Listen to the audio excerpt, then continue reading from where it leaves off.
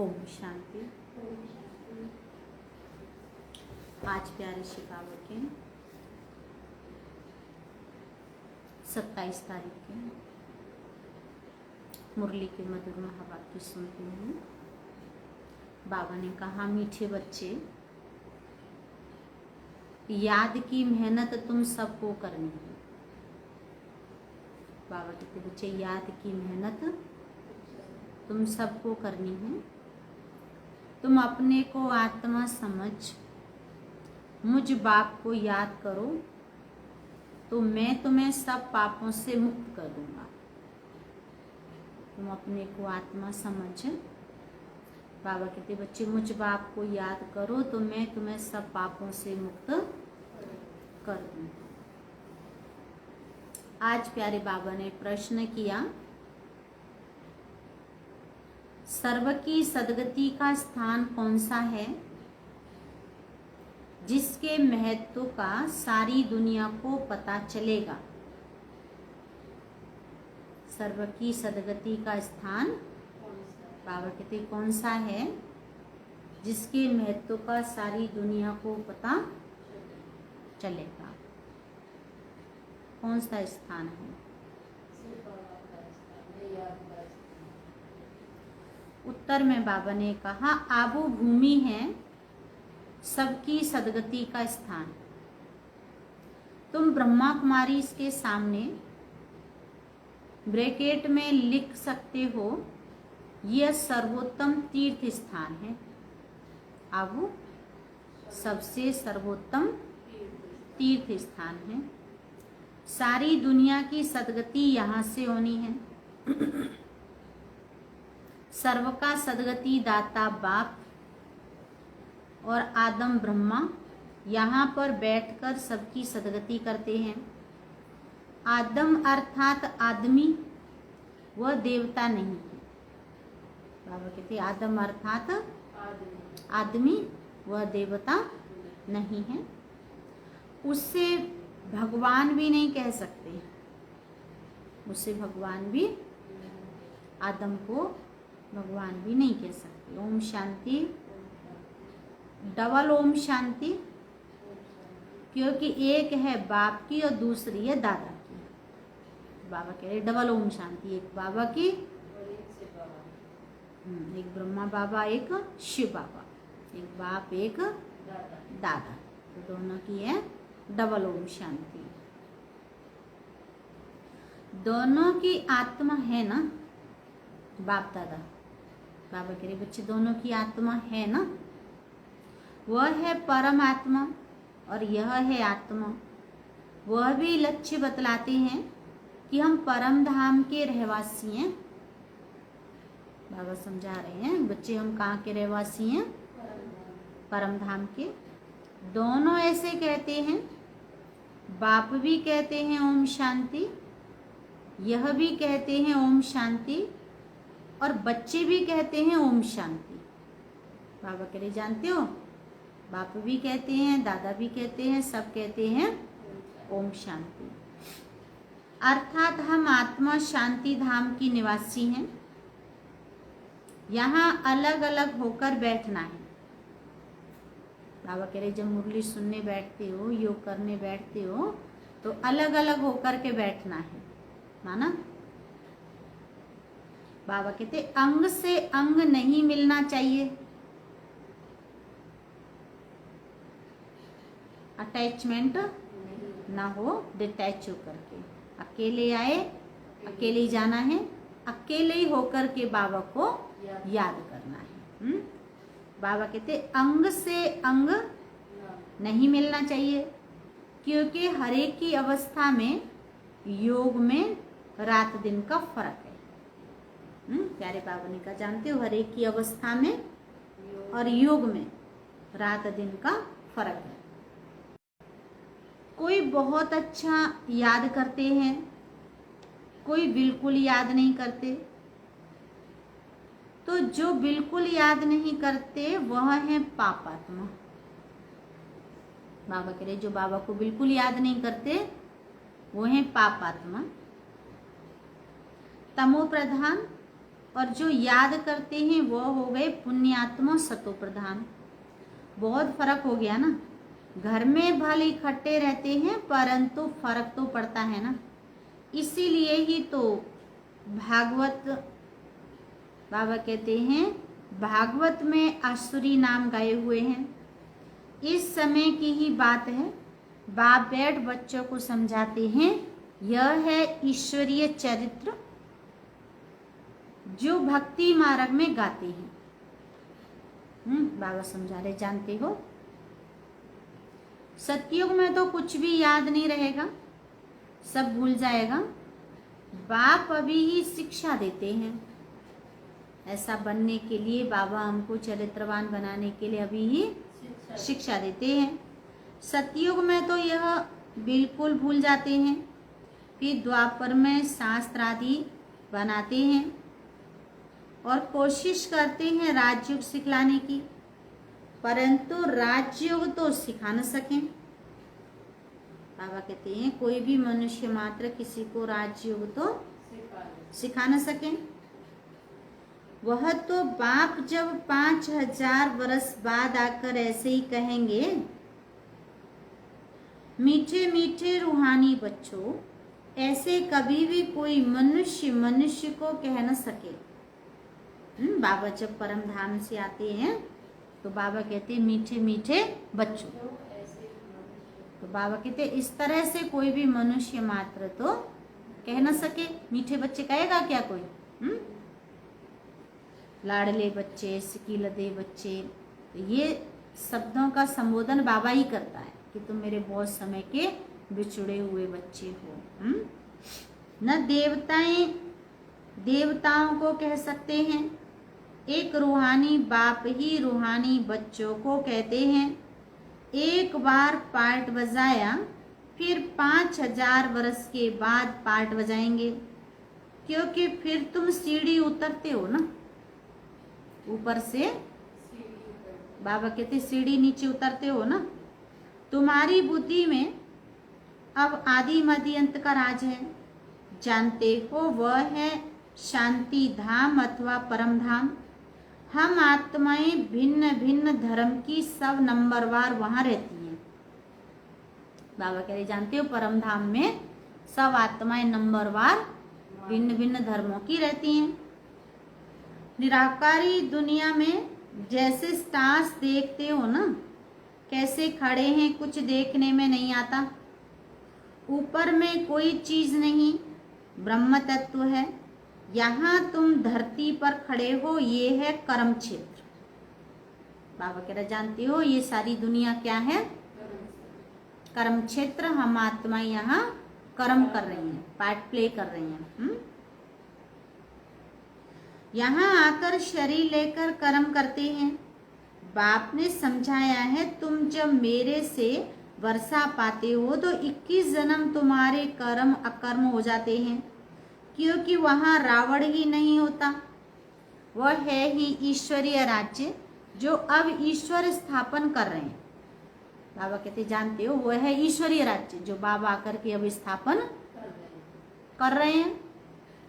बच्चों को समझाते रहते हैं शिव बाबा को याद करो तो स्वर्ग के मालिक बनो।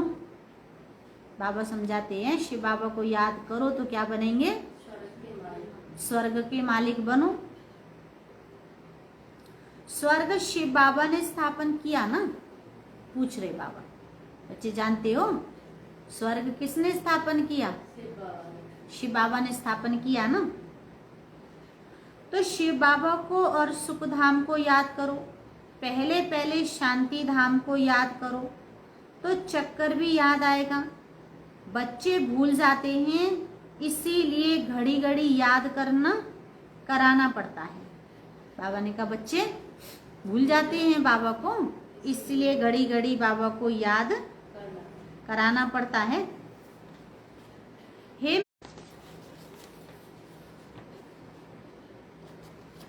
बाबा को कहना पड़ता है कि हे मीठे मीठे बच्चों तुम बाप को याद करो तो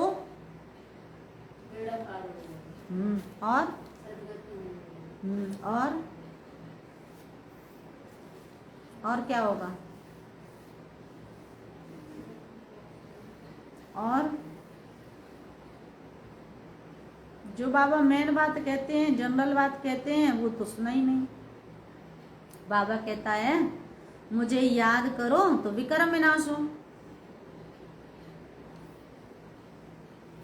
जो सहज बात है वो तो बताई नहीं है, कठिन कठिन तो बता दिया और बाबा सबसे सहज कह रहा है। तो बाबा कहते हैं बच्चे याद करो तो पाप भस्म हो। प्रतिज्ञा करते हैं तुम याद करेंगे तो बाबा कहते हाँ तुम्हें पापों से मुक्त कर दूंगा। बाबा कहते याद करोगे तो मैं क्या करूंगा? तुमको पापों से मुक्त कर दूंगा। बाप ही पतित पावन सर्वशक्तिमान अथॉरिटी है। उनको वर्ल्ड ऑलमाइटी अथॉरिटी कहा जाता है। वह सारे सृष्टि के आदि मध्य अंत को जानते हैं, वेदों शास्त्रों आदि सबको जानते हैं। तब तो कहते हैं इनमें कोई सार नहीं है। बाबा सब जानते हैं, तब बाबा कहते हैं बच्चे इनमें कोई सार नहीं है। गीता में भी कोई सार नहीं है, बल वह सर्वशास्त्रमय शिरोमणि है माई बाप। बाकी सब हैं बच्चे। जैसे पहले पहले प्रजापिता ब्रह्मा हैं, बाकी सब बच्चे हैं। प्रजापिता ब्रह्मा को आदम कहते हैं। आदम माना आदमी, मनुष्य है ना, तो उनको देवता नहीं कहेंगे। एडम को आदम कहते हैं। भक्त लोग ब्रह्मा एडम को देवता कहते हैं। बाप बैठ समझाते हैं एडम अर्थात आदमी न देवता है न भगवान है। बाबा कहते एडम माना आदमी, न देवता है और न ही भगवान है, कहते आदिदेव। लक्ष्मी नारायण है देवता। डिटीजम पैराडाइज में नई दुनिया है ना, वह है वंडर ऑफ द वर्ल्ड। बाकी तो वह सब है माया के वंडर्स। दुनिया में कहते हैं वंडर, 7 वंडर दिखाते हैं, है ना। कौन से 7 वंडर है पता है आपको? Taj Mahal wonderful, Lal Qila wonderful, Qutub Minar wonderful, China की मीनार वंडरफुल, है ना। तो ऐसी तरह से वंडर्स दिखाते हैं। लेकिन यहाँ बाबा ने कहा ये तो वंडर जो दिखा रहे हैं वो नरक के दिखा रहे हैं। वंडर, सबसे वंडरफुल चीज है वो तो स्वर्ग है। वंडरफुल तो देवी देवताएं हैं, वंडरफुल तो उनकी भाषाएं हैं, वंडरफुल तो उनकी एक्टिविटी है या नहीं है? तभी तो उनकी पूजा होती है, देवी देवताओं का गायन होता है, उनके सुलाने के दर्शन, निलाने के दर्शन, खिलाने के दर्शन, जगाने के दर्शन, भोग लगाने के दर्शन, हर कर्म उनका पूजनीय है। इसलिए हर कर्म के दर्शन, पर्दा लग जाएगा, जब उनका कोई कर्म होगा तो पर्दा खुल जाएगा। तो दर्शन, तो ऐसे ही बाबा कहता बच्चे मैं तुम्हें सत्युग के लिए दर्शनीय मूर्त बना रहा हूं, वहां तुम वंडरफुल बनेंगे। देख लो वंडरफुल, सदा ही मुस्कुराते, हर्षित, लक्ष्मी नारायण, ये भी तो प्रवृत्ति मार्ग वाले हैं और ये भी प्रवृत्ति मार्ग वाले हैं। अब देख लो इन्हें में और इन्हें में कितना अंतर है या नहीं है? सदा ही खुश, सदा ही संतुष्ट, सदा ही सुहागिन, कभी रोना भी नहीं पड़ता, कभी विधवा भी नहीं होते सतयुग में, होते हैं क्या? नहीं। और वहां विकार भी नहीं होते, हिंसा भी नहीं, दुख भी नहीं है, विकार भी तो हिंसा है बाबा के तक काम कटारी चलाना कलयुग में। और सतयुग में तो बाबा कहते योग बल है, योग बल की पैदाइश से वहां विकार भोग बल होते ही नहीं है। विषय विकार मिटाओ पाप हरो देवा, कहते हैं ना। तो बाबा ने समझाया बाकी तो वह सब है माया के वंडर।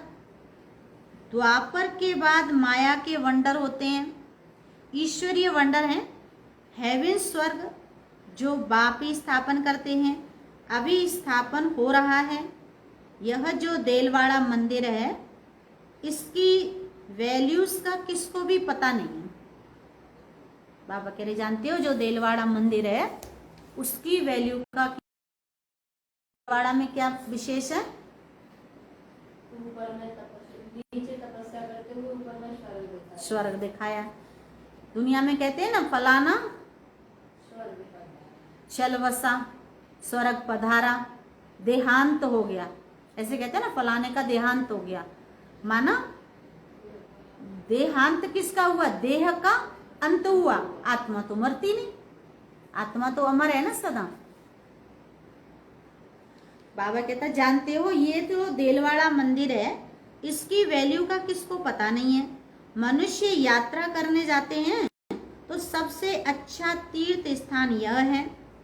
तुम लिखते हो ना ब्रह्मा कुमारी ईश्वरी विश्वविद्यालय आबू पर्वत, तो ब्रिकेट में ये भी लिखना चाहिए सर्वोत्तम तीर्थ स्थान, क्योंकि तुम जानते हो सर्व की सदगति यहाँ से होती है। बाबा ने कहा बच्चे जानते हो कि सर्व की सदगति यहाँ से होती है।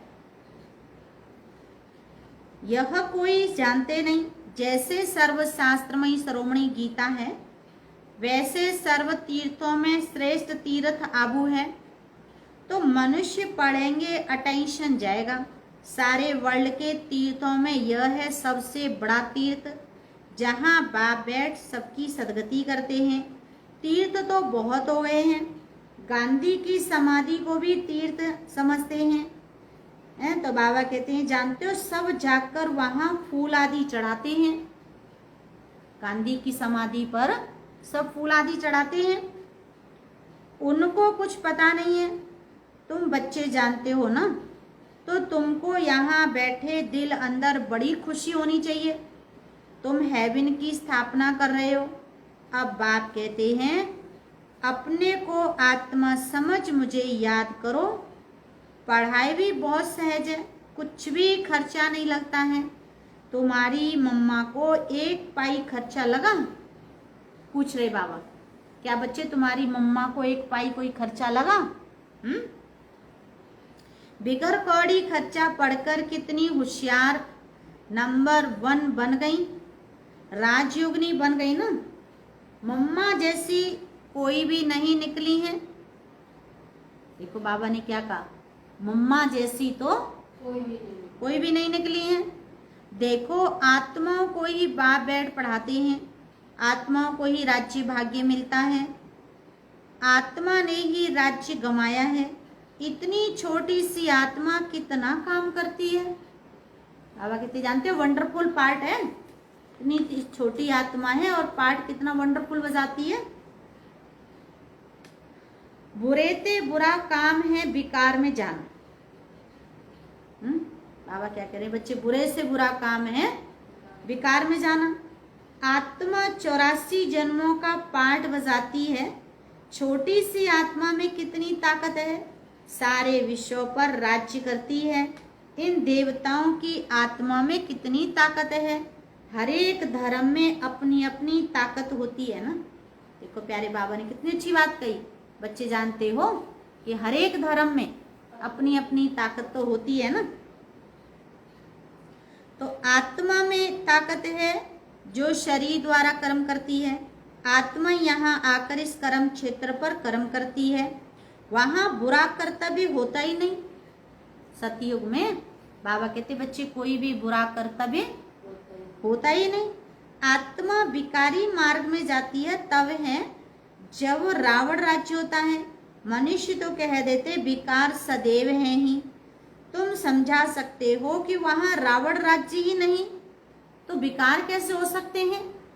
सतयुग में बाबा कहते बच्चे रावण का राज्य नहीं तो विकार कैसे हो सकते हैं।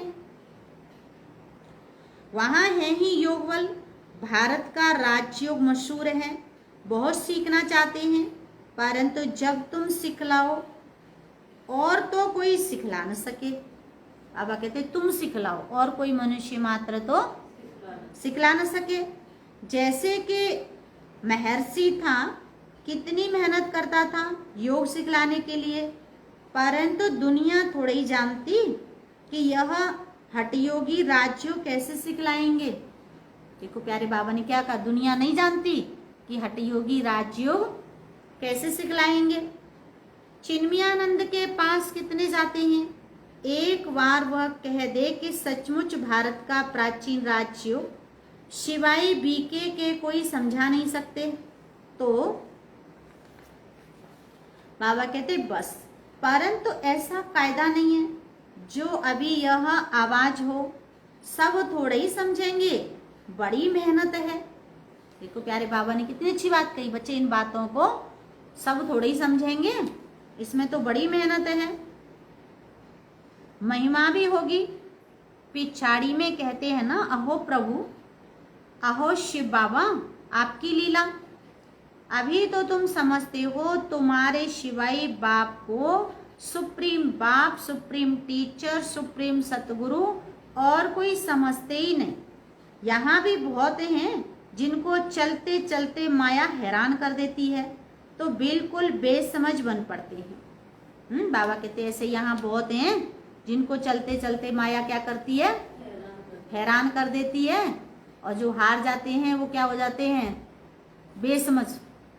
बाबा कहते हैं बेसमझ हो पड़ते हैं, समझ चली जाती है उनकी, हैं, फिर वो गलत को ही सही समझने लगते हैं, सही को गलत समझने लगते हैं। तो बाबा ने समझाया बेसमझ बन पड़ते हैं, बड़ी मंजिल है, युद्ध का मैदान है, इसमें माया विघ्न बहुत डालती है। वो लोग विनाश के लिए तैयारी कर रहे हैं, तुम यहाँ 5 विकारों को जीतने के लिए पुरुषार्थ कर रहे हो। तुम विजय के, बाबा कहते विजय के लिए, वह विनाश के लिए पुरुषार्थ कर रहे हैं। देखो कितनी अच्छी बात कही, तुम विजय के लिए और वो विनाश के लिए। वो विनाश के लिए पुरुषार्थ कर रहे, दोनों काम इकट्ठा होगा ना। अभी टाइम पड़ा है, हमारा राज्य थोड़े ही स्थापन हुआ है, राजाएं प्रजा अभी सब बनने हैं। तुम आधा कल्प के लिए बाप से वर्षा लेते हो, बाकी मोक्ष तो कोई को मिलता नहीं। वह लोग भल कहते हैं फलाने ने मोक्ष को पाया, मरने के बाद उनको थोड़े ही मालूम है कि कहाँ गया, ऐसे ही गप्पोड़े मारते रहते हैं। बाबा कह रहे हैं कि कहते हैं फलाना मरा स्वर्ग पधारा, मोक्ष को गया।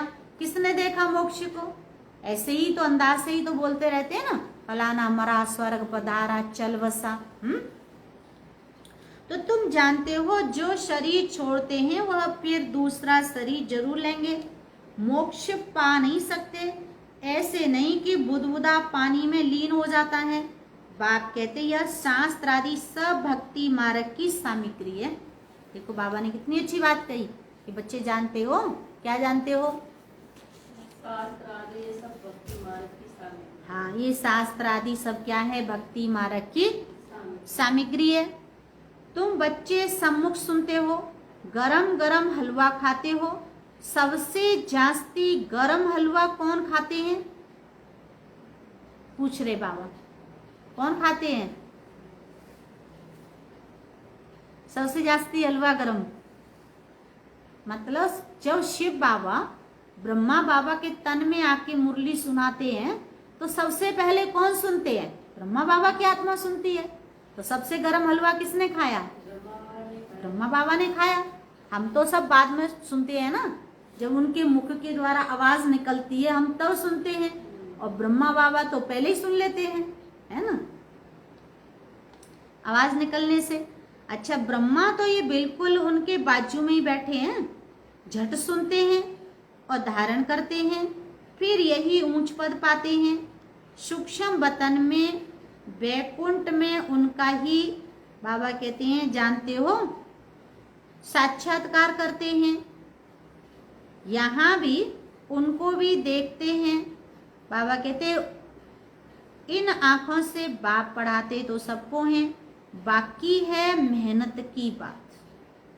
बाबा पढ़ाते तो सबको एक जैसा है, पढ़ाई एक ही है, पढ़ाने वाला एक ही है, लक्ष्य भी एक ही है, लेकिन हाँ बाबा कहते नंबर वाले बाकी है याद की मेहनत। याद में रहना जैसे कि तुमको डिफिकल्ट लगता है वैसे इनको भी, इसमें कोई कृपा की बात नहीं।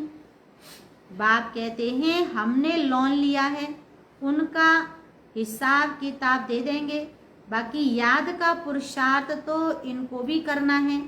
समझता भी हूँ, बाजू में बैठा है, बाप को हम याद करते फिर भी भूल जाता हूँ। सबसे जास्ती मेहनत इनको याद करनी पड़ती है।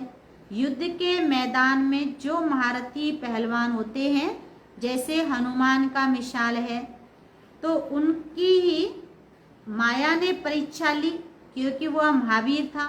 जितना जास्ती पहलवान उतना जास्ती माया परीक्षा लेती है। बाबा कहता जानते हो, जितना जास्ती पहलवान, माया भी क्या करती है, उतना ही जास्ती परीक्षा लेती है। तूफान जास्ती आते हैं। बच्चे लिखते हैं बाबा हमको यह होता है। बाबा कहते हैं यह तो सब कुछ होगा।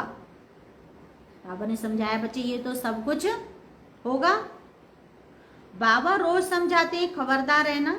लिखते हैं बाबा माया बहुत तूफान लाती है। कोई कोई देह अभिमानी होते हैं तो बाबा को बतलाते नहीं। तुम अभी बहुत अक्लमंद बनते हो। बाबा कह रहा है तुम क्या बनते हो? बहुत अक्लमंद बनते हो। आत्मा पवित्र होने से फिर शरीर भी पवित्र मिलता है। आत्मा कितना चमत्कारी हो जाती है। योग करने से, मुरली सुनने से बाबा कहते हैं आत्मा कितनी चमत्कारी हो जाती है।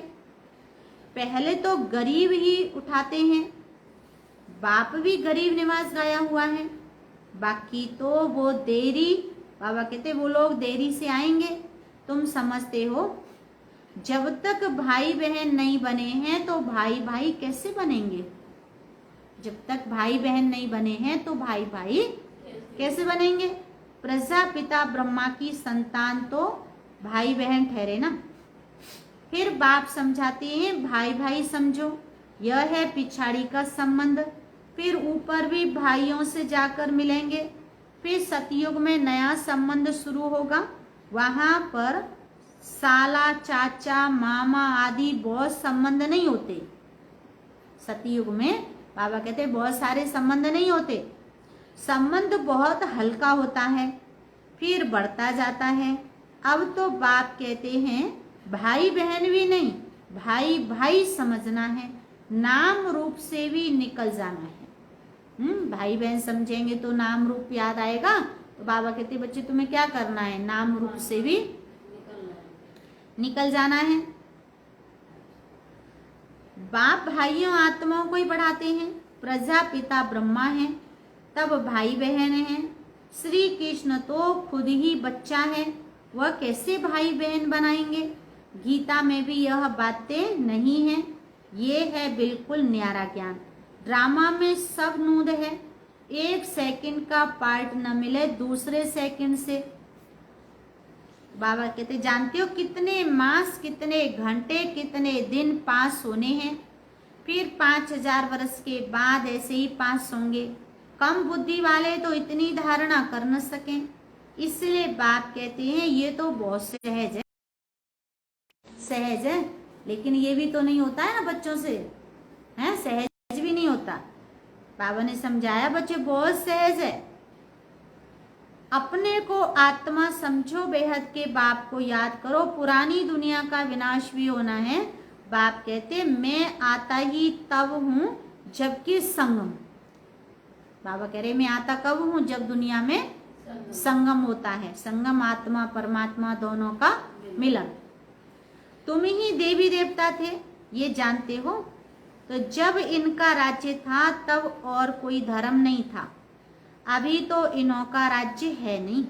अच्छा, मीठे मीठे सिकीलते बच्चों प्रति माता पिता बाप दादा का याद प्यार, गुड मॉर्निंग। रूहानी बाप की रूहानी बच्चों को नमस्ते। नमस्ते। हम रूहानी बच्चों की रूहानी माता पिता बाप दादा को याद प्यार, गुड मॉर्निंग, नमस्ते नमस्ते। सदा रहेंगे हंसते हंसते, सभी बनेंगे फरिश्ते फरिश्ते, सभी चलेंगे स्वर्ग के रास्ते। धारणा के लिए मुख्य सार है। पहला पॉइंट बाबा ने कहा बच्चे अब पिछाड़ी का समय है, वापिस घर चलना है। इसलिए अपनी बुद्धि नाम रूप से निकाल देनी है। हम आत्मा भाई भाई हैं, यह अभ्यास करना है। देह अभिमान में नहीं आना है। बाबा कहते देह के अभिमान में नहीं आना है। दूसरी पॉइंट है हरेक की अवस्था और योग में रात दिन का फर्क है, इसीलिए अलग अलग होकर बैठना है। अंग से अंग न लगे। पुण्यात्मा बनने के लिए याद की मेहनत करनी है।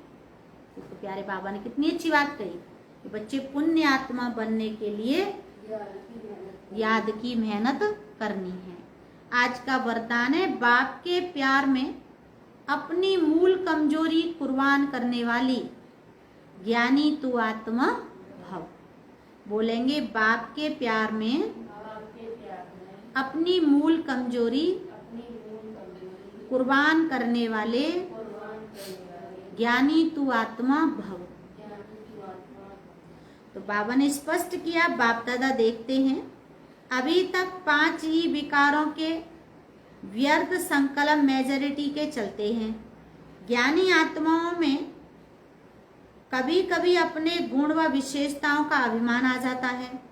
हर एक अपनी मूल कमजोरी व मूल संस्कार को जानता भी है। उस कमजोरी को बाप के प्यार में कुर्बान कर देना यही प्यार का सबूत है।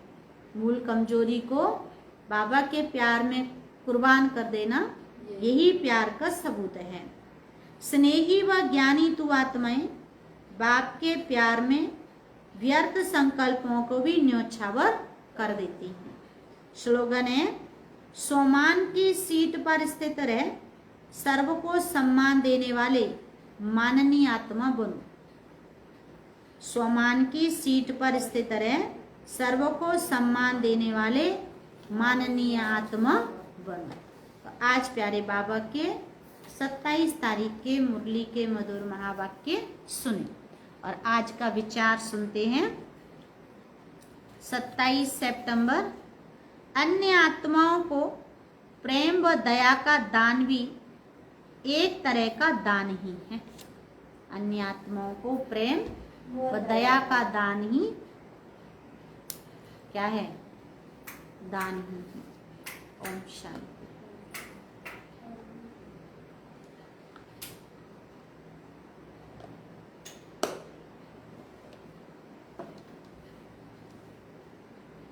गाना बजाते गाना।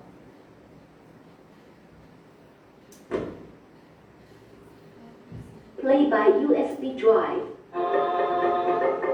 शिव का झंडा ऊंच महान, शिव का सदा होगा सम्मान। सर्व का पिता वो शिव भगवान, शिव का ज्ञान करे कल्याण। शिव का झंडा ऊंच महान, शिव का सदा होगा सम्मान। सर्व का पिता वो शिव भगवान, शिव का ज्ञान करे कल्याण। शिव का झंडा ऊंच महान।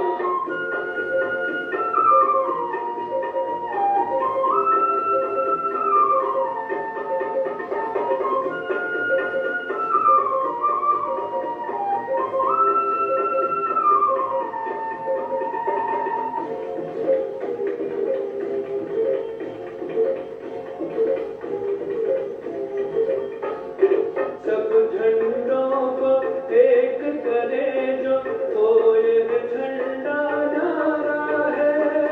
इस पर निशान ज्योति बिंदु का, जो सबका सहारा है। सब झंडों को एक करे जो, ओ ये झंडा न्यारा है। इस पर निशान ज्योति बिंदु का, जो सबका सहारा है। सब करते हैं उसका ध्यान, शिव का सदा होगा सम्मान। सर्व का पिता वो शिव भगवान, शिव का ज्ञान करे कल्याण। शिव का झंडा ऊंच महान।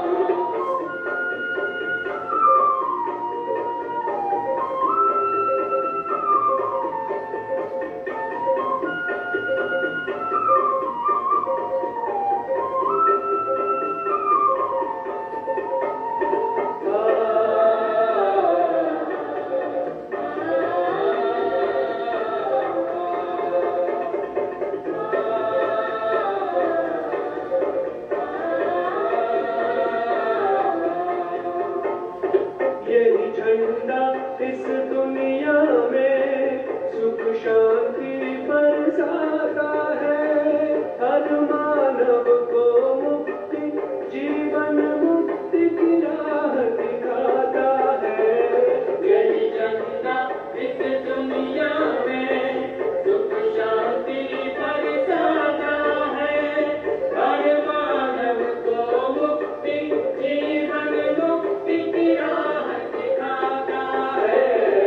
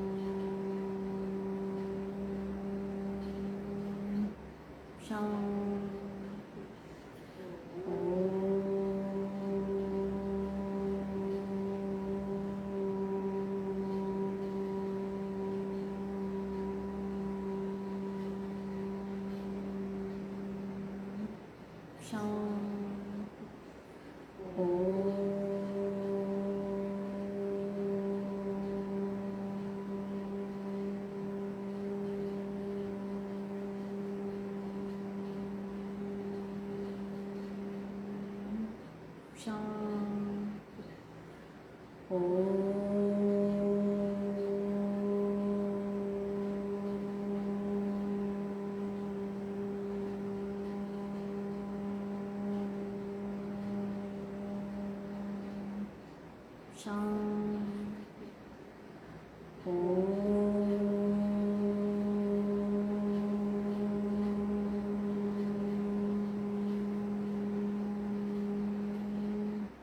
शांति।